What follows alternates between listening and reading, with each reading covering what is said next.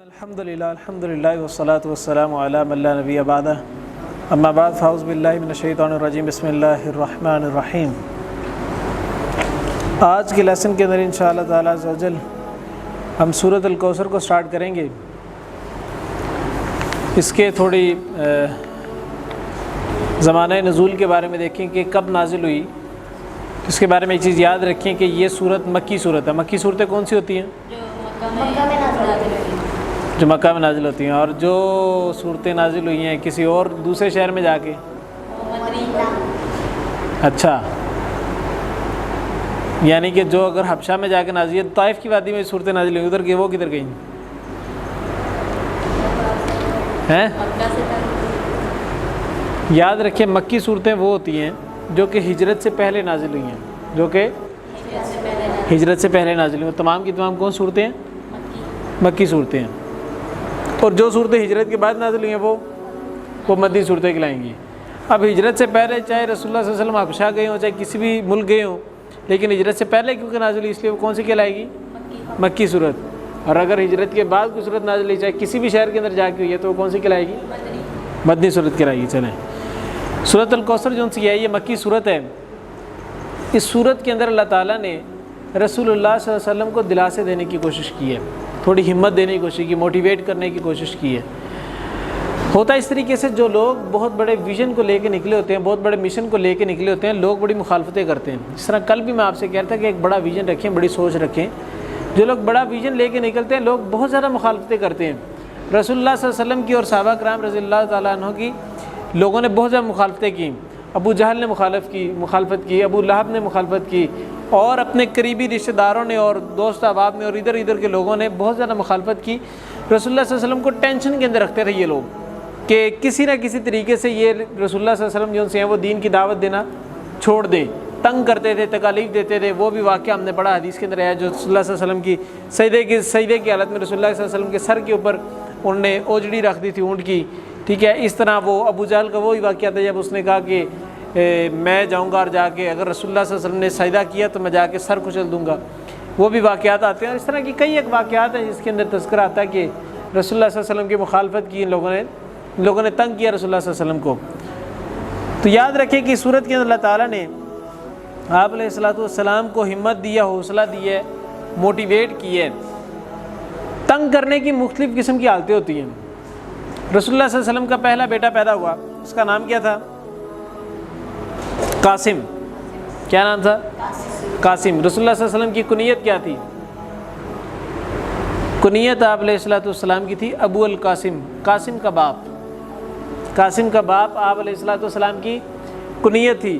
لیکن پہلا بیٹا پیدا ہوا قاسم تو وہ فوت ہو گیا کچھ عرصے بعد ہی۔ دوسرا بیٹا عبداللہ پیدا ہوا، وہ بھی فوت ہو گیا۔ اب رسول اللہ صلی اللہ علیہ وسلم کی صرف بیٹیاں تھیں۔ ہوتا یہ ہے کہ نسل جو سی ہے وہ باپ سے چلتی ہے۔ آپ کا نام کیا ہے؟ ارحم۔ باپ کا نام کیا ہے؟ ارحم یاسین۔ آپ کا پورا نام ارحم یاسین ہے۔ ایسے ہی ہے، کیوں؟ کیونکہ نسل کس سے چل رہی ہے؟ باپ سے چل رہی ہے۔ رسول اللہ صلی اللہ علیہ وسلم کا بیٹا کوئی نہیں تھا، جو ہوئے وہ فوت ہو گئے۔ اب لوگوں نے کیا کہا؟ لوگوں نے تانے دیے رسول اللہ صلی اللہ علیہ وسلم کو کہ نعوذ باللہ من ذالک، آپ کا کوئی بیٹا نہیں، یعنی آپ کی آگے نسل ہی نہیں چلے گی۔ آپ رسول اللہ صلی اللہ علیہ وسلم کی ذات جیسی فوت ہوگی اور فوراً ہی دنیا سے آپ کا نام و نشان مٹ جائے گا۔ یہ لوگوں نے تانے دیے کہ آپ کا نام و نشان مٹ جائے گا، آپ کو کوئی دیکھنے والا نہیں ہوگا، اور آپ جو ان سے ہے نا وہ بے نسل ہو جائیں گے، آپ کی نسل کوئی نہیں رہے گی، آپ کا نام لینے والا کوئی نہیں ہوگا، کیونکہ آپ کی صرف بیٹیاں ہی بیٹیاں ہیں۔ رسول اللہ صلی اللہ علیہ وسلم کو یہ تانے دیتے تھے۔ لیکن ہوا یہ کہ اللہ تعالیٰ نے کیونکہ آپ صلی اللہ علیہ وسلم کو نبوت کے لیے چنا تھا اور رہتی دنیا تک کے لیے چنا تھا، اس لیے اللہ تعالیٰ نے جو انتظامات کیے وہ یہ کیے کہ جہاں پر اللہ تعالیٰ کا نام لیا جائے گا وہیں پر رسول اللہ کا نام بھی لیا جائے گا۔ اذان کے اندر بھی جب اشہد ان لا الہ الا اللہ کی تکبیر کی آواز آتی ہے، فوراً ہی ساتھ رسول اللہ صلی اللہ علیہ وسلم کی بھی نبوت کی آواز آ جاتی ہے۔ کلمہ پڑھا جاتا ہے، کوئی شخص ایمان لے کے آتا ہے تو ایمان لانے کی پہلی شرط توحید پر ایمان لے کے آنا ہے، اس کے متصلی فوراً بعد ہی دوسری شرط کیا رکھ دی؟ رسالت پر بھی ایمان لے کے آنا ہے، ٹھیک ہے۔ دنیا کے اندر کوئی ایسا سیکنڈ نہیں ہے جس کے اندر اذان نہ ہو رہی ہو، پوری دنیا میں 24 گھنٹوں کے اندر کوئی ایسا سیکنڈ نہیں کہ دنیا کے کسی نہ کسی کونے میں اذان نہ ہو رہی ہو۔ اذان واحد ایک ایسی چیز ہے جو ہر وقت 24 گھنٹے کے ایک ایک سیکنڈ کے اندر ہوتی رہتی ہے، پوری دنیا میں کسی نہ کسی جگہ پہ ہوتی رہے گی، ایک ایسی چیز ہے۔ یعنی معلوم ہوا کہ پوری دنیا میں کوئی وقت ایسا نہیں جس میں رسول اللہ صلی اللہ علیہ وسلم کی شان نہ بیان کی جا رہی ہو، آپ صلی اللہ علیہ وسلم پہ درود نہ پڑھا جا رہا ہو، آپ صلی اللہ علیہ وسلم کا نام نہ پکارا جا رہا ہو۔ وہ دیکھیں وہ لوگ جن کی نسلیں تھیں، جن کے بیٹے موجود تھے، ابو جہل ابو لہب بیٹے موجود تھے نا، ان کا نام لینے والا آج کوئی نہیں ہے۔ جو نام لیتا بھی ہے وہ لعن طعن ساتھ کرتا ہے، لیکن رسول اللہ صلی اللہ علیہ وسلم کا بیٹا بھی کوئی نہیں تھا، اور نام لینے والے دنیا کی رہتی دنیا تک کے کل قیامت تک نام رسول اللہ صلی اللہ علیہ وسلم کا زندہ رہے گا انشاءاللہ۔ تو یہ اللہ تعالیٰ نے آپ علیہ الصلوۃ والسلام کو ایک بہت بڑی نعمت دی۔ اسی طریقے سے اور بھی کافی زیادہ نعمتیں دی۔ اس صورت کے اندر اللہ تعالیٰ نے بیسیکلی نعمتوں کا تذکرہ کی ہے۔ جب انشاءاللہ کل ہم اس صورت کا باقاعدہ آغاز کریں گے، تفسیر پڑھیں گے، تو اس کے اندر بتاؤں گا کہ کوثر سے مراد کیا ہوتا ہے۔ انا اعطیناک الکوثر، کہ ہم نے آپ صلی اللہ علیہ وسلم کو کیا عطا کیا؟ کوثر عطا کیا۔ اب کوثر سے مراد کیا ہے انشاءاللہ اس کو اگلے لیسن کے اندر انشاءاللہ اس کو ڈسکس کریں گے۔ چلیں، طہارت کے احکامات۔ طہارت کے احکامات کیا عقیدہ مسلم؟ چلیں، طہارت کے احکامات ہم پہنچ گئے تھے، ہم نے وضو کے تمام مسائل پڑھ لیے تھے۔ نواقض وضو پڑھا تھا کہ وضو توڑنے والی 6 چیزیں، نہیں یہ نہیں پڑھا تھا۔ بسم اللہ الرحمن الرحیم۔ آج ہم پڑھیں کہ وضو کن کن چیزوں سے ٹوٹ جاتا ہے۔ پہلی چیز، اپنی ضرورت پوری کرنے سے باتھ روم میں جب بھی جا کر آپ پخانہ کریں گے یا پیشاب کریں گے تب وضو ٹوٹ جاتا ہے۔ اس کے بعد اگر آپ نے نماز پڑھنی ہے تو اس کے لیے دوبارہ سے وضو کرنا پڑے گا، چاہے آپ نے پہلے بھی وضو کیا ہو، لیکن جیسے ہی باتھ روم سے ہو کے نکلیں گے آپ کو وضو کرنا پڑے گا۔ دوسری چیز، گہری نیند میں سو جانے سے بھی وضو ٹوٹ جاتا ہے۔ ایک وہ نیند ہوتی ہے جس کے اندر نا آپ بس ہچکولے کھا رہے ہوتے لیکن خراٹے لے کے سو نہیں رہے ہوتے۔ کچھ لوگ ہوتے ہیں بیٹھے بیٹھے اس طرح بیٹھے بیٹھے سو جاتے ہیں، اور وہ اچانک سے ان کی آنکھ کھل جائے گی، یا ہم کلاس کے اندر بیٹھے ہوتے ہیں جب ٹیچر پڑھا رہے ہوتے ہیں تو اچانک سے آنکھ لگتی ہے اور 5-6 سیکنڈ کے لیے آنکھ لگی رہتی، سوئے رہتے ہیں، پھر آنکھ کھل جاتی۔ یہ بھی سونے کی ایک کیفیت ہی ہے، سونے کی ایک کنڈیشن ہی ہے، لیکن اسے وضو نہیں ٹوٹتا۔ وضو اس نیند سے ٹوٹتا ہے جس نیند کے اندر آپ خراٹے لے کے سو رہے ہوں اور آپ کو پتہ ہی نہ ہو کہ آپ کے ساتھ ارد گرد ہو کیا رہا ہے، ٹھیک ہے؟ کیونکہ اس نیند سے وضو اس لیے ٹوٹتا ہے کیونکہ اس کے اندر پتہ ہی نہیں ہے آپ کو کہ آپ کے جسم سے ہوا خارج ہوئی کہ نہیں ہوئی۔ اگر ہوا خارج ہو جائے تو اسے وضو ٹوٹ جاتا ہے، ٹھیک ہے؟ لیکن کیونکہ سوئے ہوئے انسان کو پتہ ہی نہیں ہوتا کہ اس کے ساتھ کیا ہو رہا ہے کیا نہیں ہو رہا، تو اس لیے اس نیند سے وضو ٹوٹ جاتا ہے۔ اس کے بعد ایک یہ ہوتا ہے کہ آپ نماز پڑھنے کے لیے بیٹھے ہیں، نماز کا انتظار کریں، ابھی اذان ہوئی ہے اور آپ پہلے سے آ کے مسجد کے بیٹھ کے عشاء کی نماز کا وقت ہے، فجر کی نماز کا وقت ہے، آپ بیٹھے ہوئے بیٹھے بیٹھے صف پہ اس طرح کر کے بیٹھے ہیں اور چونکڑی مار کے اور بیٹھے بیٹھے سو گئے، 5-10 منٹ بھی سوئے رہے تو اسے وضو نہیں ٹوٹے گا۔ لیکن اگر آپ لیٹ جائیں گے سکون سے اور بس آرام سے سوتے رہیں گے تب تو وضو ٹوٹ جائے گا۔ دوسری چیز، اپنی شرم گاہ کو ہاتھ لگانے سے بھی وضو ٹوٹ جاتا ہے۔ ایک ہے کہ آپ نے کپڑے پہنے ہیں، آپ کو خارش ہو رہی وہ تو کی جا سکتی ہے، اس کی تو اجازت ہے، لیکن کپڑے کے بغیر اگر آپ کا ہاتھ لگ جاتا ہے آپ کی شرم گاہ کو تو اس سے وضو ٹوٹ جاتا ہے۔ سمجھ آئی بات کی؟ اس کے بعد ہر قسم کا گوشت کھایا جا سکتا ہے وضو کی حالت کے اندر سوائے ایک گوشت کے۔ اونٹ کا گوشت جب بھی آپ کھائیں گے، اگر آپ نے وضو کیا ہوا ہے، نماز کا وقت ہونے والا ہے، آپ نے وضو اس لیے کیا میں نماز پڑھنی ہے، اور آپ کے سامنے جناب گوشت پیش کیا گیا اور آپ نے جب کھانا کھایا تو پتہ چلا اونٹ کا گوشت ہے، اونٹ کا گوشت کھایا، اس کے بعد جب نماز پڑھنی ہے اس کے لیے دوبارہ وضو کریں گے، کیونکہ اونٹ کا گوشت کھانے سے وضو ٹوٹ جاتا ہے۔ رسول اللہ صلی اللہ علیہ وسلم سے کسی نے سوال کیا، صحابہ نے، اللہ کے رسول بکری کا گوشت کھانے سے وضو ٹوٹ جاتا ہے؟ اللہ کے رسول نے کہا کرنا ہے تو کر لو، نہیں تو وضو نہیں ٹوٹتا۔ پھر اس نے سوال کیا، اللہ کے رسول اونٹ کا گوشت کھانے سے وضو ٹوٹ جاتا ہے؟ آپ صلی اللہ علیہ وسلم نے فرمایا ہاں، اونٹ کا گوشت کھانے سے وضو ٹوٹ جاتا ہے، لہٰذا جب تم نے نماز پڑھنی ہو اونٹ کا گوشت کھا کے اگر نماز پڑھنی ہے تو پہلے وضو کرو دوبارہ، کیونکہ اس سے وضو ٹوٹ جاتا ہے۔ اب اس کے اندر کیا حکمت ہے؟ سائنس کہتی ہے کہ اونٹ کے گوشت کے اندر نا کافی زیادہ نمکین گوشت ہوتا ہے، اس کے اندر منرلز بہت زیادہ ہوتے ہیں، اس کے اندر سالٹس بہت زیادہ ہوتے ہیں، ٹھیک ہے، نمکیات بہت زیادہ ہوتی ہیں، اس کو عام زبان میں کہیں تو سائنس کہتی ہے جب ہم اس کو کھاتے ہیں ہمارے جسم کے اندر سے جو پسینہ نکلتا ہے اس کے اندر سے کچھ منرلز ایسے نکلتے ہیں جن کی وجہ سے ہمارا وضو ٹوٹ جاتا ہے، کچھ جرمز ایسے نکلتے ہیں، کچھ جراثیم ایسے نکلتے ہیں، اس کی وجہ سے وضو ٹوٹ جاتا ہے۔ آپ دیکھیں اللہ تعالیٰ کے رسول صلی اللہ علیہ وسلم کی سنت کے اندر کتنی حکمت ہے۔ آج سے 14-14.5 سال پہلے اللہ کے رسول نے بتا دیا کہ اونٹ کا گوشت کھانے سے وضو ٹوٹ جاتا ہے، اور سائنس آج پروو کری کہ واقعی باقی کسی بھی قسم کی خوراک کھا لیں اسے وضو نہیں ٹوٹ سکتا سوائے اونٹ کا گوشت کھانے سے۔ کیوں؟ کیونکہ اس کا گوشت کھانے سے ہمارے جسم کے اندر سے کچھ منرلز نکلتے ہیں۔ اس کے بعد ایک اصول یاد رکھیں، ہر وہ چیز جس سے آپ پر غسل واجب ہو جاتا ہے، ہر وہ چیز جس سے آپ پر غسل واجب ہوتا ہے اس سے بھی وضو ٹوٹ جاتا ہے، کیونکہ وضو چھوٹی چیز ہے، غسل بڑی چیز ہے۔ اس کو اس طرح سمجھ لو، غسل بڑی چیز ہے اور وضو چھوٹی چیز ہے۔ جب بڑی چیز ٹوٹ رہی ہے تو چھوٹی چیز آٹومیٹکلی ٹوٹ جائے گی۔ اصول سمجھ آئے گا؟ اب اسی اصول کو آپ نے ذہن کے اندر رکھنا ہے۔ اس کے بعد انسان کو جب بعض کا وضو کیا ہوا ہے اور الٹی آ جاتی ہے، الٹی کرنے سے وضو نہیں ٹوٹتا، نکسیر پھٹ جاتی ہے، ناک سے خون نکلنا شروع ہو جاتا ہے۔ ناک سے جو خون نکلتا ہے بعض اوقات دماغ کے اندر جو خون ہوتا ہے نا، اس کی کوئی نس وغیرہ باریک سی نس کو پھٹ جاتی ہے، اس کی وجہ سے ناک سے بھی خون نکلنا شروع ہوتا ہے۔ گرمیوں میں اکثر ہوتا ہے، بچوں کی نکسیر پھٹ جاتی ہے نا کلاسز کے اندر ہی، تو اس سے بھی وضو نہیں ٹوٹتا۔ تیسری چیز، انسان کے جسم سے خون نکل رہا ہو، کوئی زخم لگ گیا ہے، کوئی پتھر لگ گیا یا کوئی چوٹ لگ گیا، ایکسیڈنٹ ہو گیا ہے، اس سے جسم سے خون نکل رہا ہے، اس سے بھی وضو نہیں ٹوٹتا۔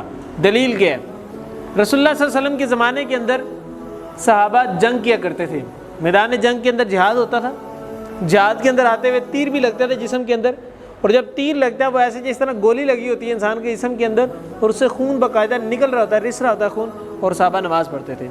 سیدنا علی المرتضیٰ رضی اللہ تعالیٰ عنہ کا ایک واقعہ بڑا مشہور ہے، وہ اس طرح میدان جنگ کے اندر لڑ رہے تھے، ایک تیر آیا اور آپ کے پاؤں کے اندر آ کے لگ گیا۔ اب وہ تب جب تیر نکالتے تھے نا، اسے درد بہت زیادہ ہوتی تھی۔ سیدنا علی کہتے ہیں کہ ایک منٹ ٹھہرو، مجھے نماز پڑھ لے، تو جب میں نماز پڑھ رہا ہوں گا تب تیر نکال دینا۔ سیدنا علی نے نماز پڑھنا شروع کی اور صحابہ نے تیر نکال دیا۔ سیدنا علی نے نماز کمپلیٹ کر کے کہا کہ تم نے تیر نہیں نکالا، تو کہنے لگے علی ہم نے تیر نکال بھی دیا۔ سیدنا علی کہنے لگے کہ باخدا مجھے اس تیر کے نکالنے کی درد ہی نہیں محسوس ہوئی، مجھے اس طرح لگا اس طرح تم نے تیر نکالا ہی نہیں ہے۔ اسے دو چیزیں سیکھنے کو ملتی ہیں، ایک یہ کہ رشتے و خون سے، یعنی جسم سے خون نکل بھی رہا ہو تو وضو ٹوٹتا نہیں ہے۔ دوسری چیز، نماز کے اندر اتنا خشوع و خضوع ہونا چاہیے کہ انسان کو معلوم ہی نہ ہو کہ اس کے ارد گرد ہو کیا رہے۔ ہمیں تو یہ ہوتا ہے کہ نماز اپنی تو نماز پڑھ رہے ہوتے ہیں، ساتھ والے کی نماز کاؤنٹ کر رہے ہوتے ہیں، ہاں جی اس نے کتنی رکعتیں پڑھی ہیں، ساتھ والا وہ تشہد کے اندر انگلی اس طرح اٹھا رہا ہے کہ نہیں اٹھا رہا ہے، کتنی دیر کے لیے اٹھا رہا ہے، صرف اشہد اللہ پہ اٹھاتا ہے یا پوری تشہد کے اندر بیٹھ کے اٹھاتا ہے، پاؤں کس طرح رکھا ہے، ہاتھ کہاں پہ باندھ رہا ہے، سینے باندھ رہا ہے، نیچے باندھ رہا ہے، رفع یدین کر رہا ہے نہیں کر رہا، یہ ہم لوگ یہ چیزیں کاؤنٹ کر رہے ہوتے ہیں۔ لیکن نماز کے اندر خشوع و خضوع اتنا ہونا چاہیے کہ انسان کو دوسروں لوگوں کی نماز کی پرواہ نہ ہو، انسان کو پتہ ہی نہ ہو ارد گرد ہو کیا رہا ہے۔ جس طرح سیدنا علی کے پاؤں سے تیر نکال دیا گیا اور وہ کہنے لگے کہ مجھے معلوم ہی نہیں ہوا کہ شاید تیر نکل گیا۔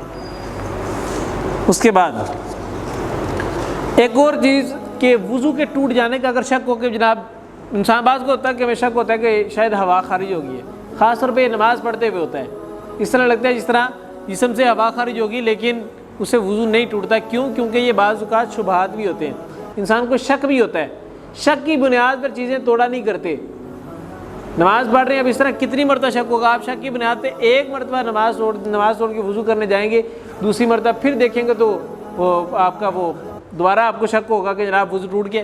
اس طریقے سے بار بار آپ کو شک ہوگا، آپ نماز پڑھ ہی نہیں سکیں کوئی بھی۔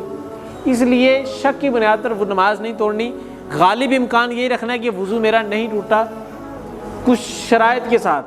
پہلی شرط، اگر آپ کو فیل ہوا کہ جناب آپ کی جسم سے ہوا خارج ہوگی، اس کی اگر اسمیل آتی ہے، آواز آتی ہے، دو چیزیں، اسمیل آتی یا پھر آواز آتی، اگر ان دونوں میں سے کوئی ایک کنڈیشن ہوتی تو وضو ٹوٹ جائے گا۔ اگر دونوں نہیں ہوتی تو آپ کو وضو نہیں ٹوٹا، وضو ابھی تک برقرار ہے۔ اس کے بعد ذکر اذکار کرنے کے لیے، تسبیح کرنے کے لیے یا قرآن مجید کی تلاوت کرنے کے لیے وضو فرض نہیں ہے، وضو فرض نہیں، کر لیں گے تو اچھی بات ہے لیکن وضو کرنا فرض نہیں ہے۔ قرآن مجید کو اگر موبائل سے دیکھ کے پڑھتے ہیں تو موبائل سے دیکھ کے پڑھنے کے لیے بھی وضو کی ضرورت نہیں ہے، زبانی پڑھتے ہیں تب بھی وضو کی ضرورت نہیں ہے۔ قرآن مجید اگر مصحف کی شکل کے اندر، کتابی شکل کے اندر ہاتھ میں پکڑ کے پڑھتے ہیں تب بھی وضو کرنا فرض نہیں ہے، کر لینا افضل ضرور ہے، لیکن قرآن مجید کو ٹچ کرنے کے لیے بھی وضو کرنا شرط نہیں ہے۔ قرآن مجید کو ہاتھ میں پکڑ کے پڑھنے کے لیے بھی وضو کرنا فرض نہیں ہے، البتہ کر لیں گے تو زیادہ بہتر چیز ہے، کیونکہ اللہ تعالیٰ کا ذکر کرنے لگے ہیں، پاک صاف ہو کے ذکر کرنا چاہیے، باوضو ہو کے ذکر کرنا چاہیے، زیادہ افضل چیز ہے، لیکن فرض نہیں ہے، یہ چیز یاد رکھیں۔ ہمارے معاشرے کے سمجھا جاتا ہے کہ قرآن مجید کو ٹچ بھی کرنا ہو تو اس کے لیے بھی وضو کرنا ضروری ہے، حالانکہ ایسی بات نہیں ہے۔ اس کے بعد کچھ چیزیں ایسی ہیں جن سے پہلے اگر وضو کر لیے تو زیادہ اچھا ہے، بہتر ہے، مستحب ہے۔ اس میں پہلی چیز ذکر و تلاوت کے لیے، کوئی بھی ذکر اللہ تعالیٰ کرنا ہے، کوئی تسبیح کرنی ہے، کچھ بھی کرنا ہے، اس کے لیے آپ اگر وضو کر لیں گے تو زیادہ بہتر ہے۔ اللہ تعالیٰ کی تلاوت کرنی ہے، قرآن مجید کی تلاوت کرنی ہے اللہ تعالیٰ کے کلام کی، تو اس سے پہلے وضو کر لیں، زیادہ بہتر ہے۔ اس کے علاوہ ہر نماز کے وقت جو ہے نا وضو کرنا فرض ہے، یہ تو کرنا ہی کرنا ہے، ضروری تو ہے ہی ہے۔ یہ سونے سے قبل بھی وضو کیا جا سکتا ہے، اگر سونے سے قبل وضو کریں گے تو اس کے بھی بڑی برکتیں، حدیث کے اندر بہت سی اس کے فضائل بیان کیے گئے ہیں کہ جو لوگ سونے سے پہلے وضو کرتے ہیں ان کے لیے بڑے مرتبے ہیں اللہ تعالیٰ نے رکھے ہوئے ہیں۔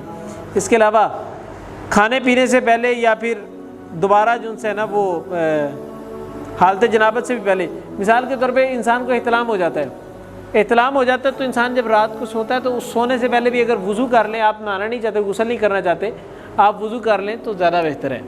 چلیں نیکسٹ پارٹ، عقیدہ مسلم۔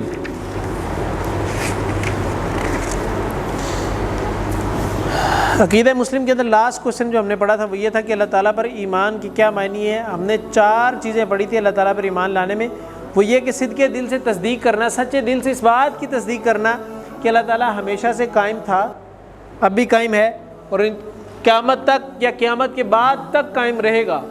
شروع سے ہے، جب کچھ بھی نہیں تھا تب بھی تھا، جب سب کچھ ہے تب بھی ہے، جب سب کچھ نہیں رہے گا تب بھی رہے گا اللہ تعالیٰ۔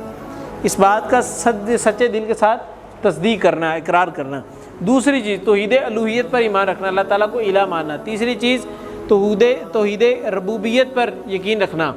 چوتھی چیز توحید اسماء و صفات پر ایمان لے کے آنا۔ یہ 4 چیزیں شامل ہیں اللہ تعالیٰ پر ایمان لانے کے معنی کے اندر۔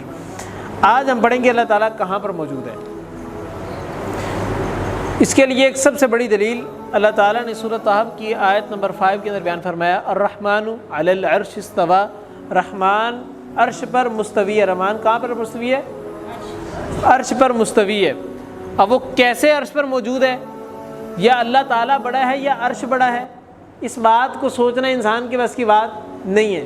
انسان یہ سوچنے بیٹھ جائے کہ اچھا ہم تو انسان ہیں، ہمارا تو ایک چہرہ ہوتا ہے، 2 ہاتھ ہوتے ہیں، 2 بازو ہوتے ہیں، 2 پاؤں ہوتے ہیں، 2 ٹانگیں ہوتی ہیں، 2 کان ہوتے ہیں، 1 ناک ہوتا ہے، 2 آنکھیں ہوتی ہیں، 2 ہونٹ ہوتے ہیں۔ اگر ہم یہ سوچیں اور پھر سوچیں کہ اچھا ہمارے ساتھ تو یہ چیزیں، اللہ تعالیٰ کی ذات کیسی ہوگی؟ اگر ہم اس چیز کے بارے میں سوچتے ہیں تو یہ بھی شیطانی ایک وسوسہ ہے، اس چیز کے بارے میں بھی سوچنا نہیں چاہیے، کیونکہ کوئی بھی چیز اللہ تعالیٰ کی ذات کے برابر نہیں ہو سکتی۔ اللہ تعالیٰ کی ذات کیسی ہے، کیسی ہوگی، اس چیز کے بارے میں تصور کرنا بھی نہیں چاہیے انسان کو۔ صرف ایک چیز یاد رکھیں کہ انسان کا توکل اللہ تعالیٰ پہ ہو، انسان اللہ تعالیٰ سے جنت کی دعا کرے۔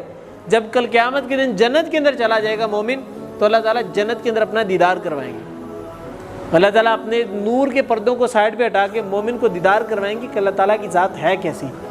کیا ہی خوبصورت چیز ہے کہ وہ ذات جس کے لیے پوری زندگی سجدے کرتے ہیں، پوری زندگی نمازیں پڑھتے ہیں، پوری زندگی غلط کاموں سے بچتے ہیں۔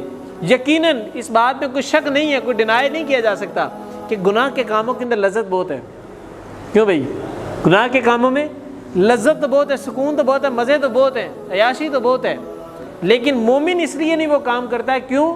کیونکہ وہ اس چیز کا متلاشی ہوتا ہے، اس چیز کی وہ اللہ تعالیٰ سے توقع کر رہا ہوتا ہے کہ وہ کل قیامت کے اندر اللہ تعالیٰ اس کو جنت میں داخل کرے گا، اس چیز کی وجہ سے، صبر کرنے کی وجہ سے، اور جنت کے اندر جا کے اللہ تعالیٰ کا دیدار ہوگا۔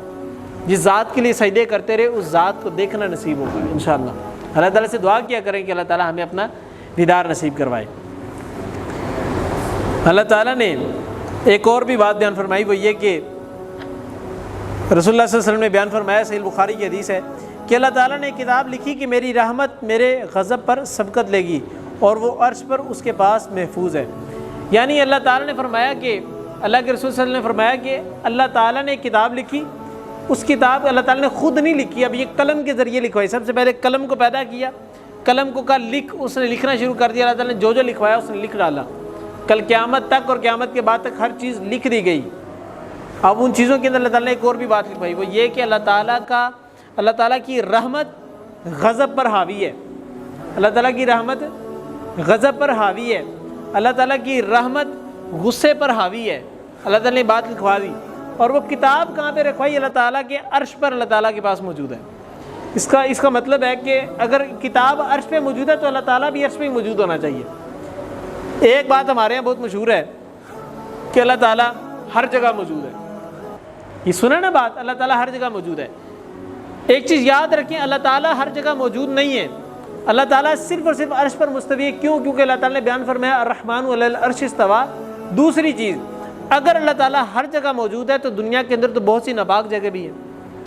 دنیا کے اندر تو کافر کا گھر بھی ہے، دنیا کے اندر تو قذاب کا گھر بھی ہے، جھوٹے نبوت کے دعوے کرنے والوں کا گھر بھی ہے، ٹھیک ہے.